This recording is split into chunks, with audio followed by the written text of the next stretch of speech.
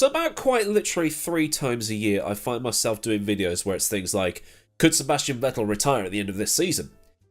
Yes, is the answer to that. Could Hülkenberg replace Schumacher?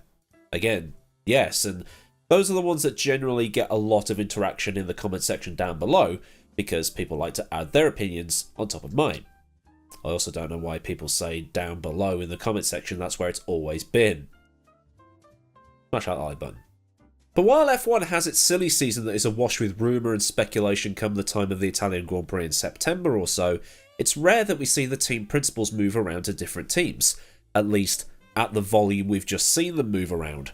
Just at the end of this season, we've seen Binotto leave Ferrari, which, okay, you had to be blind to not see coming, and also in the last few days we've seen Jost Capito leave Williams, Andreas Seidl leave McLaren, and Frederic Vasseur go to Ferrari to replace the outgoing Binotto. Now let's be honest here, we're probably about 2 steps away from having our own transfer deadline day in Formula 1. We'll have some Sky Sports News journalist outside the McLaren Technology Centre, and then have a brief appearance from someone we'll just call our 9-inch wobbly purple friend. If you know, you know. So this journalist is saying something like, we're outside the McLaren Technology Centre in Woking to hear the news that Ron Dennis is probably returning to the team, and then just off the camera you just see this thing come in and just... Only the British. So then, let's look at them in some random order. The first is Binotto. We looked at this before, and after failing to take advantage of having a decent car, he's out the door. And it looks like he was jumped before he was pushed. Replacing him is Frederic Vasseur, formerly of Alfa Romeo. Sauber. This is a replacement that makes sense, purely from the standpoint that it's Vasseur that mentored Charles Leclerc through his junior career and has known Leclerc since his karting days. You'd also think that Charles might have had a hand in his appointment as well.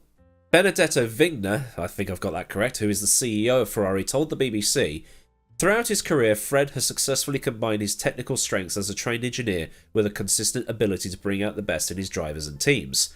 This approach and his leadership are what we need to push Ferrari forward with renewed energy. And as I mentioned in that video on Binotto, Ferrari needs someone to do just that, bring out the best in people, and also needs hard-nosed people in those key departments that make the F1 team tick. You need the team principal that can oversee everything. You need a design department that operates at a high level, and the strategy department and pit crew that need whipping into shape. And in the 90s, this is what the previous French leader of the team in Jean Todt was able to do. He hired Nigel Stepney that made the lazy pit crew a unit, and then brought in half of Benetton over with Michael Schumacher to create that so-called dream team of the early 2000s. Not saying that this will happen again, but it needs to be in a similar mould. Okay, maybe what I am saying is that they need to make Ferrari Benetton again. I do the Donald Trump impression here, but I couldn't think of anything that was funny. This all means now that Ferrari is on its 5th team principal in 15 years, which works out, if my maths is correct, 1 TP every 3 years. Well, on average at least. After Todd left in 2007, he was replaced by Stefano Domenicali, who is now in the Bernie role at Formula 1. Then it was Marco Mattiacci. He only lasted 9 months in 2014, and was then replaced by Maurizio Arrivabene between 2014 and 2018. Binotto was a talented engineer, but not quite a leader. Vasseur is a man who brings in a lot of management experience and has been in management roles at ART, which is one of the top junior teams that tends to field Ferrari juniors. It's also co-owned by Nicola Todd, as it so happens. And Leclerc himself said at the recent prize-giving awards, Ferrari is a very different team to any other teams. I can only comment on my experience with Fred, which has been good. I worked with him from the junior categories. He believed in me and we've always had a good relationship. This should not influence the decisions. He has always been very straightforward and very honest, which is something I liked. So in the opinions of this talking cuball, good appointment from Ferrari. It'll be interesting to see where they go from here. Moving on, we have Andreas Seidl leaving McLaren and replacing Vasseur at Sauber, which is the most logical step any staff member has ever made, ever.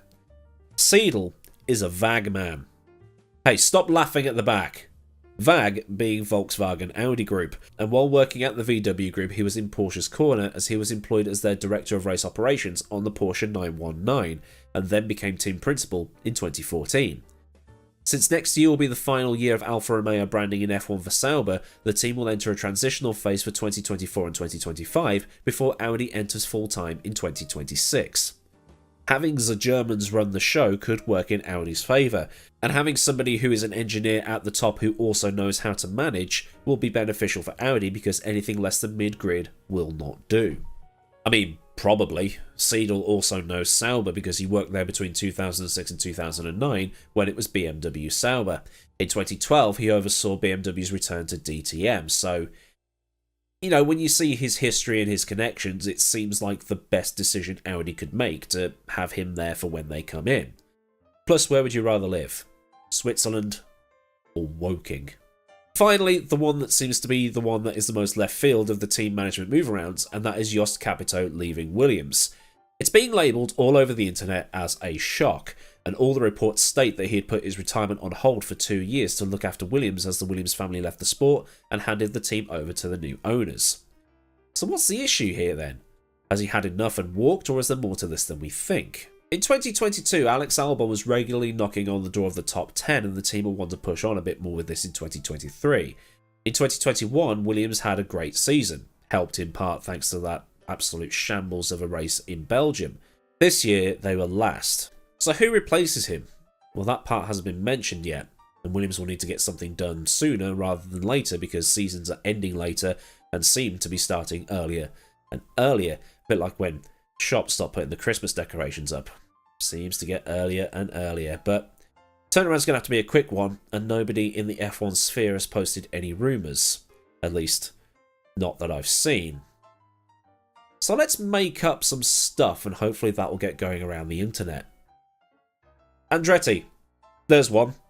And I'm actually genuinely shocked there isn't a rumour already going around that Andretti's looking to buy the team since he's that desperate to get into the sport. Or even Porsche, because Porsche might want to get involved after the whole Red Bull deal deteriorated. And actually, that one doesn't sound too far-fetched. Porsche could pick up Williams on the cheap.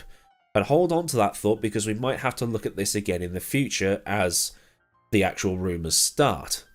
Williams will be scratching their head and trying to find someone. And they've said the announcement will come in due course, so maybe they've already found their man or woman to take over.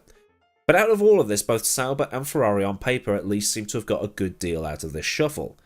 There's just the waiting game to see what Vasseur can achieve in his first season, or if indeed between now and testing to see if 2023 will finally be Ferrari's year.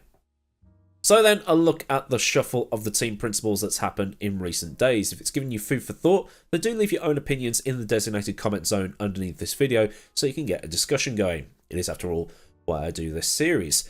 And if you did like the video, obviously like it on your way down. If you want to see more of this, or more from the motorsport history books as I look at the history of motorsport and the cool stuff that's happened, get subscribed, get that bell on, so you don't miss out on a future video. Massive thanks to the kind folk at Patreon for the continued support, and if you want to help me buy up images for these videos, then a link to Patreon will be in the description, as well as the big links to Discord and to my socials. Well, there's super thanks down there too if you just want to do a one-off tip. So until next time, I've been AdmiralLaWind. Have a great day wherever you live in the world, and I'll see you all again soon for another video. Goodbye.